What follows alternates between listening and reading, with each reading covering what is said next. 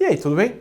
Esse vídeo aqui é um formato novo que a gente está testando no canal com grandes explicações. A ideia é buscar aulas dadas pelos melhores especialistas que a gente conseguir trazer para falar de assuntos importantes, especialmente quando forem assuntos que fogem da minha área de conhecimento.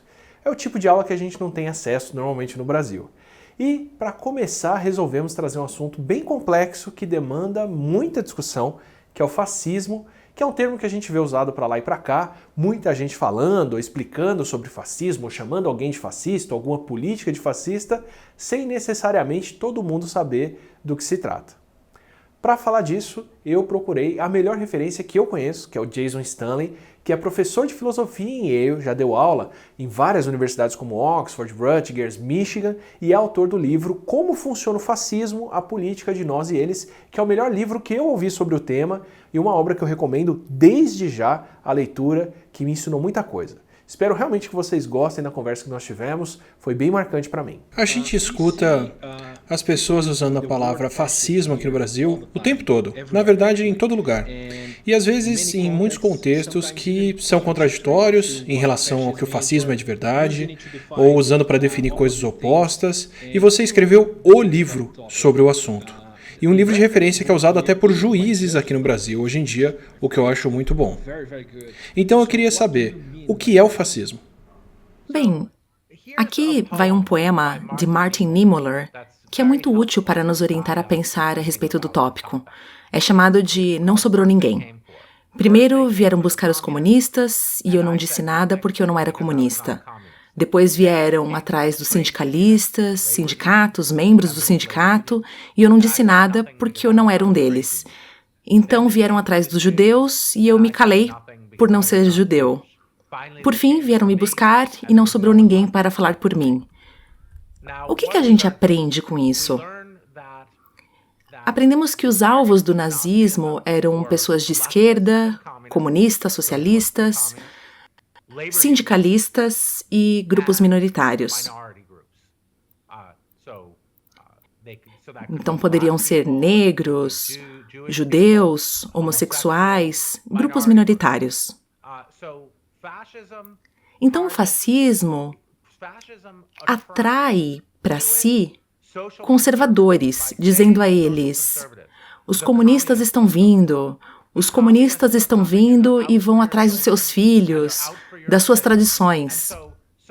Então esses conservadores, que não são fascistas, um conservador cristão não é um fascista, mas a política fascista tenta atraí-los, dizendo: suas tradições estão sob ameaça.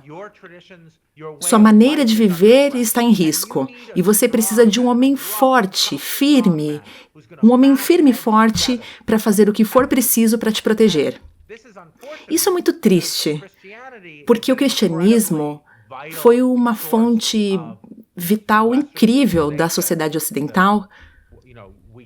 Nós herdamos a dignidade dos direitos humanos vindo do cristianismo, e o fascismo é uma antítese de tudo que o cristianismo defende. Mas os fascistas criam esse pânico e medo nos cristãos, dizendo: os comunistas estão aí, os homossexuais, o pessoal de esquerda, você vai precisar de alguém não cristão para reagir a isso, alguém forte, um homem forte. Então o fascismo é uma ideologia baseada em poder, lealdade e medo. E a ideia é que um homem forte crie medo nas pessoas de esquerda, comunistas, socialistas, minorias, gays e negros em uma sociedade branca, minorias religiosas, imigrantes, estrangeiros. E esse medo fica tão grande, tão intenso, que bons cristãos ou judeus, muçulmanos, bons religiosos conservadores, que acreditam na dignidade de todas as vidas, acreditam que isso é uma emergência, que é preciso ser leal e respeitar esse homem forte que vai nos salvar. Então essa é a dialética do fascismo. Tem um discurso do Goebbels, de 1939, Comunismo Sem Máscara, em que ele diz: Os comunistas estão vindo, eles vão destruir as suas tradições, suas igrejas, vão assassinar os seus padres e você precisa de nós para te proteger, ou então toda a sua civilização vai sumir. Então é assim que o fascismo funciona, criando esse tipo de medo. E o objetivo final é a corrupção. O objetivo final é só o poder. O líder quer poder. E ele vai dividir a população, criando esse medo terrível. E vai se identificar com a bandeira, com elementos patrióticos da sociedade, talvez o uniforme da equipe olímpica, sabe? Isso se torna associado em movimentos fascistas. Eles se apropriam dos símbolos da nação. E aí, de repente, eles tornam bons patriotas e bons símbolos patrióticos em um sinal de apoio do líder fascista, que, na verdade, está violando as ideias da nação para dominar, assumir e destruir a Constituição, os tribunais. É como você vê na Rússia hoje. Bom, ou então, pense no caso da Alemanha. Você diz que tem uma emergência, clama por medidas emergenciais, pede para os militares assumirem e te dar poder absoluto. E aí você diz, eu sou a nação. Para que eu possa agir, eu preciso disso. Eu sou a Alemanha, sabe? Ou então, eu sou a Itália. E é disso que eu preciso para poder representar vocês. É isso que é o fascismo. Você falou de uma coisa que eu geralmente veio como contraditória aqui. Você disse que o fascismo usa uma ameaça socialista ou comunista para poder dizer: eles estão vindo nos pegar, vocês precisam me dar esse poder para que eu possa agir. Mas, normalmente, pelo menos aqui no Brasil, a gente vê as pessoas dizendo que elas são ideologias parecidas ou que elas têm os mesmos objetivos. Então você acha que o fascismo é comparável ao socialismo ou ao comunismo? Eles compartilham fatores em comum? Não compartilha nada com o socialismo. Olha, trabalhadores do mundo univos e trabalhadores do mundo univos do comunismo é muito diferente de os alemães vão dominar o mundo. O fascismo é baseado em nacionalismo. O fascismo começa com nacionalismo extremo. Os nazistas começaram dizendo, o que é ser alemão? A Alemanha é uma nação jovem e forte. Isso é um clássico. Então, o nacionalismo é a base. Agora, socialismo e comunismo são ideologias globalistas, como o capitalismo. E o fascismo é totalmente a favor da propriedade privada para aqueles escolhidos da nação, sabe?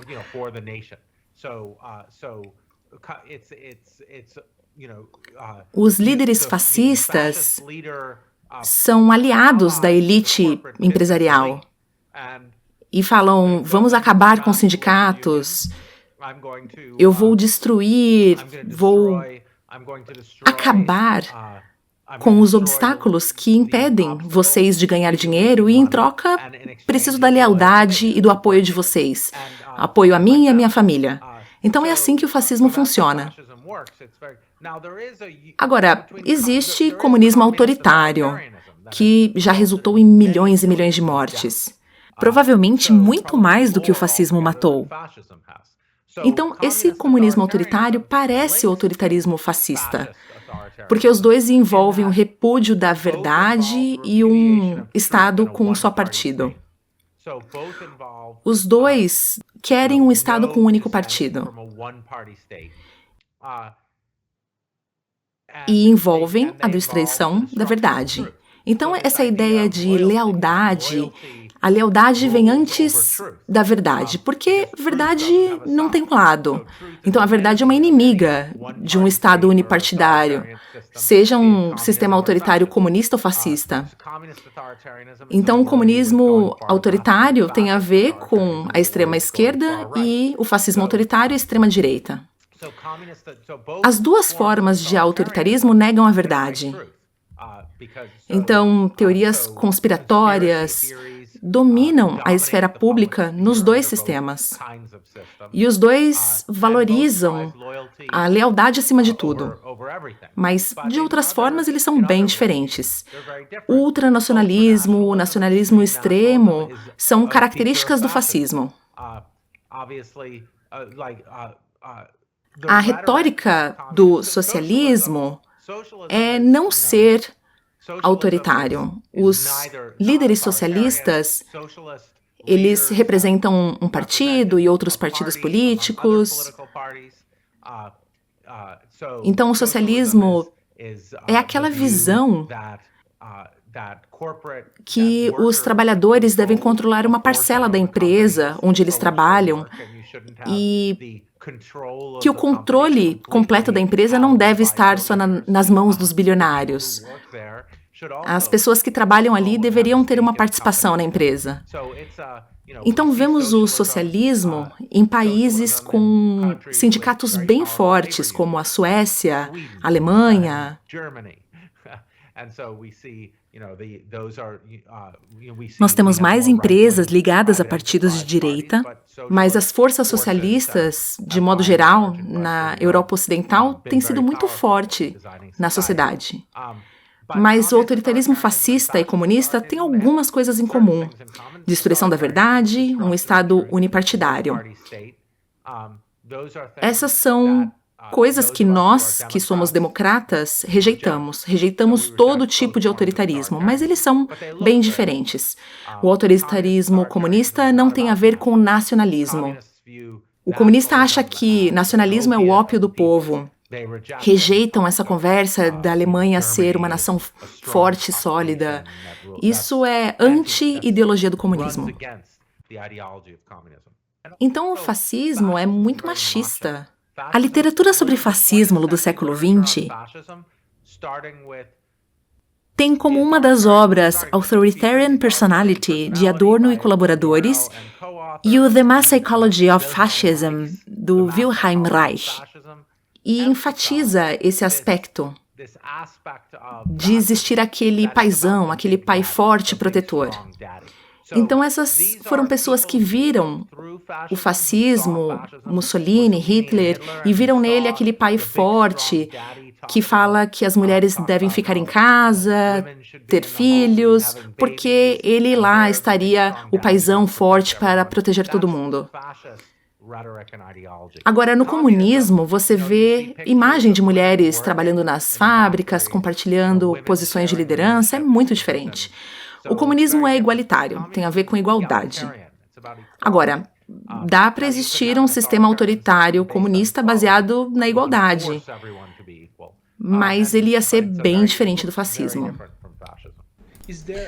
Tem alguma receita que mostra o que é um governo fascista ou uma situação que faz com que você fale até aqui não era fascista, mas aqui para frente é fascista? Ou é um gradiente que todos os países preenchem até um certo ponto, mais ou menos? Boa pergunta. Olha, o meu trabalho é sobre uma cultura fascista, tendências fascistas, forças fascistas. Toda a sociedade, mesmo países que são democracias liberais, têm forças fascistas e estão lutando contra elas. O que a história nos ensina é que você precisa lutar pela sua democracia. Lutar pela democracia porque vai haver empresários ricos apoiando esse potencial líder fascista para o poder, porque a democracia geralmente vai contra os interesses dos super ricos. As pessoas podem exigir mais impostos dos mais ricos, regulação, menos corrupção. Então, as forças fascistas estão sempre presentes, sempre ali, prontas para derrubar a democracia. Bom, eu sou um filósofo político, e na filosofia política, o conceito de democracia pode ser ensinado como um sistema de votos, sistema de eleição, em que a maioria vence, como um conjunto de instituições, universidades públicas, porque não dá para ter uma democracia sem sistemas universitários de sucesso, imprensa totalmente livre, onde os jornalistas podem trabalhar em paz, sem ser atacados.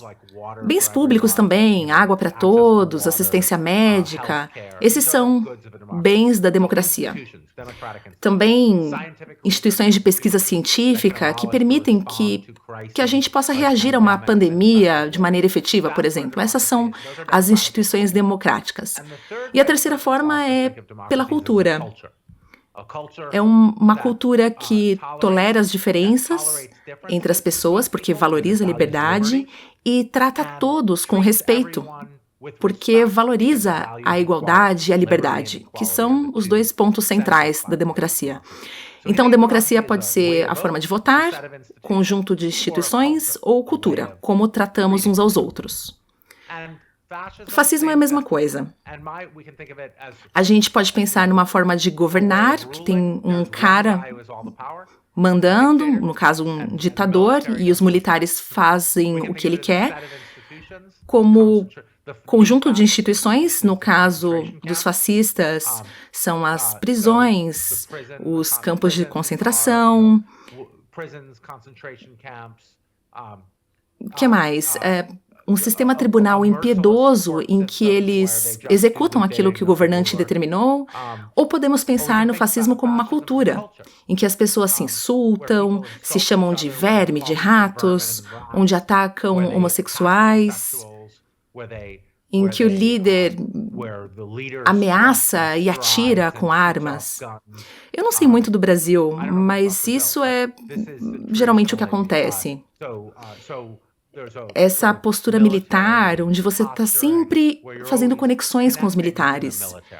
Em um Estado fascista, os militares têm esse papel. E o país se identifica muito com as forças militares. Então, na cultura em que os militares são exaltados, tem uma forma de falar a respeito dos seus cidadãos sem respeito algum, com ataque a jornalistas, ataque a universidades, a intelectuais. O meu trabalho envolve a cultura fascista. E todos nós temos elementos de cultura fascista nos nossos países. Não sei muito do Brasil, mas nos Estados Unidos temos um histórico de racismo. Sim, é. Bom, nos Estados Unidos existe.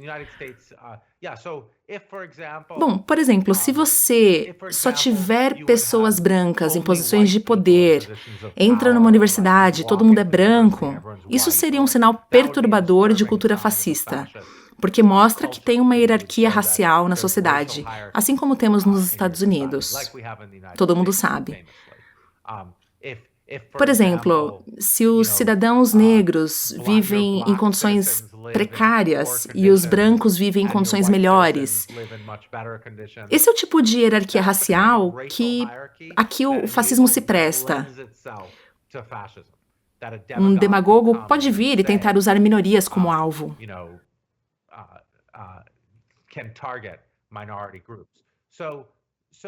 Então, quando as forças fascistas tentam vencer eleições, eles tentam transformar a cultura em uma cultura fascista, ganhando apoiadores cegamente fiéis ao líder, que amam ao líder independente do que aconteça. Essa é uma relação fascista entre líder e seus apoiadores. Uma cultura fascista, política, não tem compromisso nem respeito pela verdade. O líder fascista mente num dia, fala o contrário no dia seguinte e nega ter dito isso alguma vez na vida depois. Isso é cultura fascista. Está claro na literatura o que as pessoas testemunham. E tem uma relação específica entre os apoiadores e o líder desse movimento. Os apoiadores, eles simplesmente amam o líder a ponto de humilhar os seus opositores.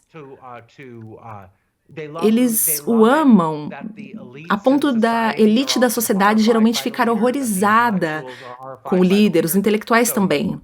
A Hannah Arendt falou sobre a vulgaridade. Ela fala que o líder fascista é vulgar, porque os apoiadores dele ficam bravos com a corrupção no governo. Então eles enviam o líder fascista lá, alguém vulgar. Porque dá aos apoiadores prazer de pensar que as pessoas que se julgam superiores precisam se curvar e se submeter a alguém que é considerado vulgar. Isso foi o que disse a Hannah Arendt na origem do totalitarismo. Então, o Hitler foi eleito e, quando ele é eleito, o que acontece? Eles querem assumir o controle do governo. E aí, na Alemanha, acontece o que eles chamam de Gleichschaltung. Eles querem transformar as instituições em instituições leais a eles. Então, acontece um processo em que eles substituem, em instituições democráticas, funcionários normais por pessoas que são leais a eles. Amigos, familiares, parceiros comerciais, pessoas leais. E aí eles tentam criar uma emergência, como o incêndio do Reichstag, na Alemanha. E falam, olha, eu sei que vocês precisam que eu assuma o controle. E pedem aos militares permissão para assumir o controle. O Trump não fez isso nos Estados Unidos. Ele tem alguns aspectos de fascismo, mas seria muito extremo ter um líder convocando os militares para destruir os tribunais e o Senado, algo assim. Isso seria, numa sociedade contemporânea, algo praticamente inédito. Nos Estados Unidos. Ou em qualquer sociedade civilizada, numa democracia liberal, não seria nada tolerado. Porque, olha, é democracia. Os militares não podem derrubar o governo. Na Europa, na Alemanha, é ilegal pedir derrubada do sistema constitucional. Agora, vamos ver o que acontece nos Estados Unidos. O Trump não foi tão longe. Então, esse é um exemplo. Eu não gosto muito de falar do Trump, nem de falar essa pessoa é fascista ou não. Eu gosto de ver o que está acontecendo no país, qual é o avanço das forças fascistas. Porque sempre vai ter esse impulso para uma ditadura militar, para um golpe militar. Esse é o objetivo final. Mas até então, você pode ter uma democracia. Mas, enfim, espero ter respondido sua pergunta. Sim, tem esse gatilho, tem esse golpe, mas você tem toda essa cultura que aparece gradualmente Isso. antes de acontecer. Muitos líderes fascistas são eleitos na democracia. E aí a pergunta é, a sua democracia é forte o suficiente para impedir um golpe militar?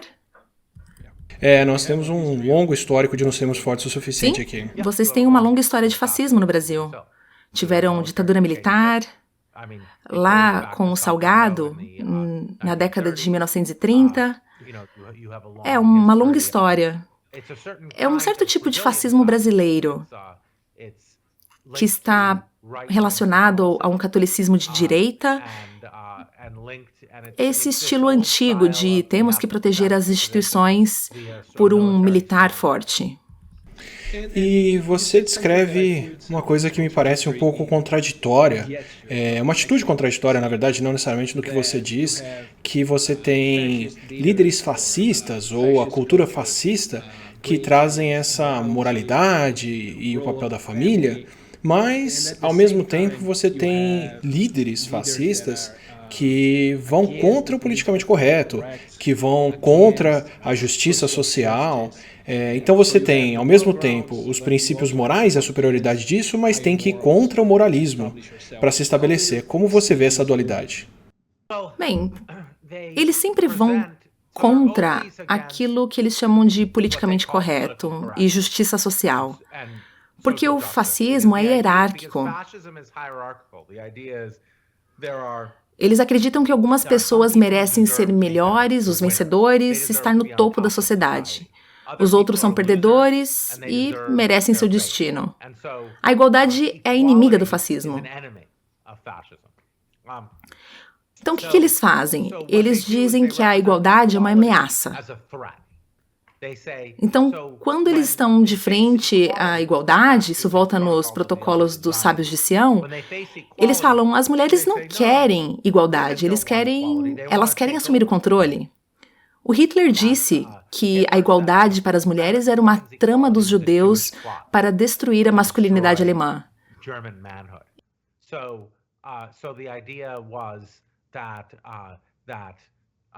Então a ideia, o politicamente correto, é a palavra atual para a mesma coisa de sempre, em que a igualdade é um mito, que as feministas não querem igualdade, que elas querem assumir o poder, o mesmo com os gays, o mesmo com os negros, que eles não querem igualdade, querem assumir o poder. E que todo mundo que incentiva a igualdade tem como interesse te deixar de escanteio, te substituir. É assim que eles conseguem atrair bons cristãos, bons judeus, conservadores, religiosos. Conseguem trazer essas pessoas para endossar esse tratamento horrível de outros seres humanos, porque eles representam o desejo de outros seres humanos por igualdade como uma ameaça de dominação. Então é por isso que eles atacam tanto o politicamente correto e a justiça social, porque eles acham que isso mascara o desejo de controle. E quando você fala do princípio democrático, você diz que eles geralmente seguiam por direitos das pessoas, ou a liberdade das pessoas, ou a igualdade, mas a palavra que fica vindo para mim, na minha cabeça, é ansiedade em relação ao fascismo. Você diria que no fascismo é a ansiedade que tem esse papel de ser o fio condutor, ou o objetivo dela? Com certeza. Toda vez que eu falo do livro clássico da Hannah Arendt, As Origens do Totalitarismo, nos concentramos em isolamento, alienação, ansiedade. Porque o que faz a política fascista? Ela pega a ansiedade e redireciona a ansiedade e o medo contra um alvo que não é responsável, que não é realmente a causa. Porque os fascistas querem manter os apoiadores ansiosos e com medo. O fascista não tem interesse em tirar o medo e a ansiedade, porque se você eliminar esses elementos, por que você precisa de um líder forte para te proteger? Então precisa manter a ansiedade e o medo e dar às pessoas uma identidade falsa. E esse é o papel do nacionalismo. O nacionalismo é a identidade falsa. Você diz, você é alemão, só ser alemão já é suficiente. Ou, você é branco, só ser branco já é o bastante. O Du Bois, o grande W.E.B. Du Bois, falou isso no Reconstrução Negra. E ele está tentando entender por que os brancos pobres defendem os brancos ricos, em vez de ficar ao lado dos seus companheiros pobres que são negros. Se os pobres brancos e negros trabalhassem juntos, eles facilmente forçariam os ricos a pagar mais e eles teriam uma sociedade mais decente. Agora, por que os brancos pobres sempre fazem o que os ricos brancos querem que eles façam? E coisas que vão contra o interesse de classe, por causa dessa identidade falsa, identidade branca. Então os brancos dizem, pelo menos você é branco. E aí o Du Bois chama isso de ganho psicológico da branquitude. Deve ter como, só por ser branco, ganhar mais nos Estados Unidos. Sim. Sim, então são os ganhos psicológicos da branquitude. Então você diz, olha, pelo menos você é branco, pelo menos você não é negro, não é indígena, não é isso, não é aquilo. Então, quando você apresenta programas de ações afirmativas, você mostra como ameaça a esses ganhos psicológicos da branquitude. Então, esse é um mecanismo que funciona. Nacionalismo, racismo, identidade racial. E essas não são identidades genuínas. Bom, acho que até são identidades genuínas, mas elas não pagam seu plano de saúde. E se você pensou mesmo em termos de Quem está cuidando dos seus interesses de classe? Olha, todo mundo quer que seu filho vá para a faculdade, que possa ser um médico. Todo mundo quer um fim de semana de folga, um plano de saúde. Então, se pensássemos nisso, não existiria fascismo. E é por isso que eles atacam os sindicatos, porque eles criam identidades falsas para dizer, olha, você é uma pessoa branca, e eles tentam cavar o que significa ser branco por ações afirmativas. Você está falando de muitos alvos dessa ansiedade e desse medo que o fascismo acaba usando. Mas no seu livro, você também fala de instituições que viram alvo do fascismo, como universidades, como instituições políticas, como um judiciário independente. Por que eles viram alvos? Qual que é o papel que tem atacar esses lugares para poder se contar uma verdade alternativa sobre como foi o passado? Bom, a democracia está baseada em liberdade e igualdade. Não existe liberdade e igualdade sem verdade. Pense, por exemplo, nas pessoas da Coreia do Norte. Ninguém acha que eles são livres. E por quê? Porque mentem para eles. Se alguém vem na minha direção e você me diz, essa pessoa tem uma arma, e eu bato nela, eu não bati nessa pessoa porque eu quis. Eu bati porque mentiram para mim. Então a liberdade precisa de verdade. Igualdade também precisa de verdade, porque igualdade é falar a verdade ao poder. Então, se um pobre disser para uma pessoa rica e poderosa, você mentiu, e a rica e poderosa ficar envergonhada, isso é igualdade, senão é só poder. Então, para destruir a democracia, destrua a verdade. Na universidade, é o lugar onde ensinam questionamento crítico, perspectivas diferentes, e o fascismo só acredita em uma perspectiva, a grandeza da nação. E na universidade eles falam sobre a experiência das mulheres, sobre a vida atual e do passado de negros, de indígenas. Essas perspectivas diferentes são uma ameaça ao fascismo, porque o fascismo só diz que o passado se tratava do povo alemão dominando todos e aí foram humilhados pelo liberalismo, pela igualdade. Então você precisa se livrar das universidades porque elas oferecem essa perspectiva múltipla, crítica. E no passado fascista só existe uma perspectiva. Também, a faculdade treina as pessoas em pensamento e perspectiva crítica. O Hitler já falava que a propaganda tinha que ser feita para as pessoas menos instruídas, porque ela é mais eficaz com pessoas que não têm educação. Então precisa se livrar do sistema educacional e só criar um método de treinar as pessoas para executar trabalhos que seus apoiadores precisam, os apoiadores ricos, e fazer a lavagem cerebral no restante com a história da glória da nação. Então você tem que sumir com esse passado para poder ter uma nação gloriosa. Porque muitas pessoas viviam ali, e nem todas elas viviam acontecimentos gloriosos. Então você precisa se livrar disso. Precisa eliminar essa múltipla perspectiva. Tudo se trata do líder ter a força e o poder da nação.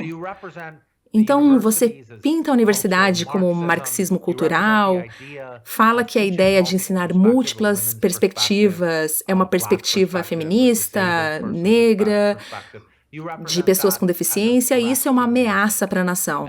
Então, você destrói a universidade, pensamento crítico, e aí, conforme a educação cai, as pessoas só querem que um homem forte esteja à frente delas. A democracia exige ter educação. Se eu vou tomar uma decisão consciente sobre mudança climática, eu tenho que ler vários pontos de vista e entender o que está acontecendo. Se eu não tenho instrução, eu vou querer que alguém forte faça isso por mim.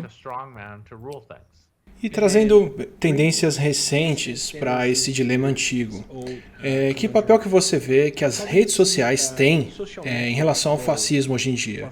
Elas fazem a vida de líderes fascistas mais fácil ou mais difícil para alguém que quer promover ideias fascistas? Olha, o que a gente vê no mundo todo é que as mídias sociais estão promovendo fake news. Propaganda, vai. É propaganda e discurso de ódio. Eu não gosto dessa palavra fake news, porque os fascistas usam imediatamente esse termo contra jornalismo real. Então, vou falar propaganda. Em Myanmar, antes da limpeza étnica dos Rohingya, o WhatsApp foi uma ferramenta para espalhar histórias horríveis a respeito de estupros inventados cometidos pelo povo Rohingya. Isso é típico do fascismo. Você diz que os seus opositores são pessoas terríveis, liga eles a crimes sexuais ou desvios sexuais terríveis. Na Rússia, por exemplo, falaram que jornalistas intelectuais estavam relacionados à pedofilia. Isso é uma tática fascista clássica. Os alemães falavam que os judeus homens eram sexualmente insaciáveis, as mulheres judias prostitutas. Então, as mídias sociais facilitaram muito a disseminação desse tipo de propaganda. Ficou muito mais fácil espalhar essas coisas. E em muitos países, como Myanmar, as pessoas só tinham o WhatsApp e o Facebook. Eles não tinham acesso a outras notícias. Então isso é um problema, de verdade, quando essas plataformas só se preocupam com dinheiro e querem manter você online. E o que mantém você usando uma plataforma dessas? Olha, aquilo que quando você pega escorre sangue, histórias horríveis de membros de uma minoria marginalizada que estupra mulheres do grupo dominante, círculos de prostituição. Esse tipo de propaganda indecente mantém as pessoas nas mídias sociais. Se as pessoas ficam mais tempo nas mídias sociais, o Facebook consegue cobrar mais dos anunciantes. Então o Facebook ganha rios de dinheiro com discurso de ódio. Não é nem que ele quer promover isso, mas é porque promovendo isso fazem mais dinheiro, né? Sim, ao promover, ganha mais dinheiro. E manter as pessoas online deixa as pessoas indignadas, escandalizadas, e isso faz com que elas fiquem online. E isso gera dinheiro. Então, talvez o problema principal possa ser o capitalismo. E falando nisso, a gente falou bastante, você falou bastante sobre moralidade, sobre a perseguição de minorias religiosas, principalmente sobre valores humanos. Mas você fala muitas vezes de valores econômicos no seu livro, o conflito de ricos versus pobres. Então, qual a relação entre fascismo e economia? Olha, você pode ter forças e tendências fascistas em diferentes tipos de sistema econômico. Governos tipicamente fascistas valorizam propriedade e empresas privadas, mas geralmente eles dão recursos especiais a famílias e grupos escolhidos. Então eles têm um sistema econômico como um estado de bem-estar só para os seus apoiadores. Isso acontece com bastante frequência. As forças fascistas são comparáveis e equiparáveis a diferentes sistemas econômicos. Mas, geralmente, a teoria marxista do fascismo, olha, eu não sou marxista, mas eu acho que tem muito a ver com o fascismo, ele fala que o fascismo é o nacionalismo a serviço da elite financeira, do capital financeiro. Então, a ideia é o capital financeiro, os banqueiros, as multinacionais escolhem um líder machão para bater no peito e andar por aí se vangloriando, dizendo que representa o país, promovendo o nacionalismo e que todos devem segui-lo como líder do país. Enquanto isso, as multinacionais e os ricos roubam as pessoas sem dó. Eu acho que essa teoria tem muito a oferecer.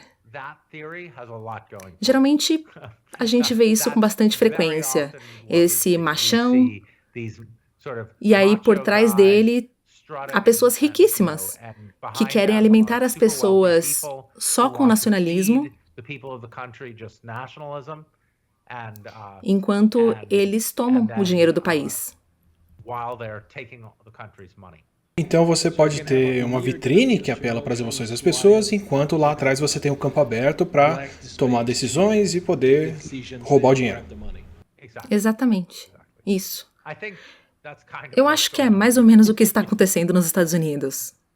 Então, para a gente poder terminar a nossa conversa com algo que eu acho que está presente na vida de todo mundo. Você está em casa, eu estou em casa, eu espero que a maioria das pessoas que nos ouve esteja em casa. O que você acha que a Covid-19 está fazendo com os governos? Qual você acha que pode ser o papel dessa pandemia para tornar as coisas mais fáceis ou mais difíceis para líderes fascistas? O que nós temos visto é que os países que estão pior são os Estados Unidos, o Brasil, a Rússia e a Índia. Esses são países grandes com um resultado ruim. E o que une esses países? São governados por autocratas fortes e machistas. Porque a ciência é antifascista por natureza. A realidade não toma lados. No fascismo, só existe amigos ou inimigos. Ou está comigo ou está contra mim. Líderes fascistas, de movimentos sociais fascistas, não ouvem a ciência. O Hitler disse no Mein Kampf: a ciência só é uma ferramenta para a glória nacional. Agora, o que acontece com os fatos? Eles não tomam partido.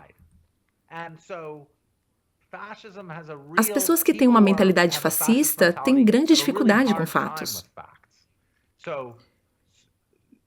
Os líderes fascistas e pessoas com a mentalidade fascista têm a própria realidade, porque eles são tão durões que eles vão criar a própria realidade.